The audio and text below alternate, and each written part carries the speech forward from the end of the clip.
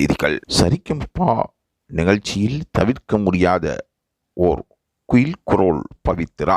தனது சிறு பிள்ளையுடன் வாழ்க்கையில் பட்ட கஷ்டங்களுக்கு முற்றுப்புள்ளி வைக்க வேண்டும் என்பதற்காக தனது உற்சாகமான ஆவேசத்தோடு அவர் சரிகமபா நேரடி தெரிவில் கலந்து கொண்டார்.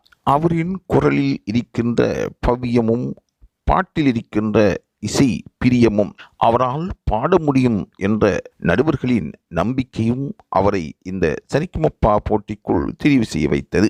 அவர் அதற்கு ஏத்தாப்போல் தொடர்ந்தும் பாடி வருகின்றார். கோல்டன் பெர்ஃபார்மன்ஸ் பெற்றுக்கொள்வதில் அவரும் தொடர்ந்தும் பயிற்சி பெற்று வருகின்றார். இசை கல்வியை தான் கற்றுக்கொள்ளாவிட்டாலும் கேட்டல் மூலம் தான் இசையில் ஆர்வம் கொண்டு அவர் பாடி வருவது பலராலும் வியந்து ஆசைப்படக்கூடிய ஓர் நிகழ்வாகும். சரிகமபா நிகழ்ச்சிக்கு அவர் ஓர் கிடைத்த வரப்பிரசாதமாக நடுவர்கள் கருதுகின்றார்கள்.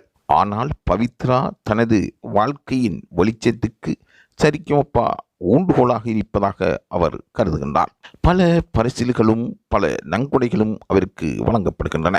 அவரும் அவருடைய மகளும் எதிர்காலத்தில் சங்கீதத்துறையிலும் இசைத்துறையிலும் மிகிழ வேண்டும் என்று பலரும் வாழ்த்துக்கள் தெரிவிக்கின்றார்கள். அதே போன்று லைவ் தமிழ் செய்திகளும் வாழ்த்துக்களை தெரிவிக்கின்றன.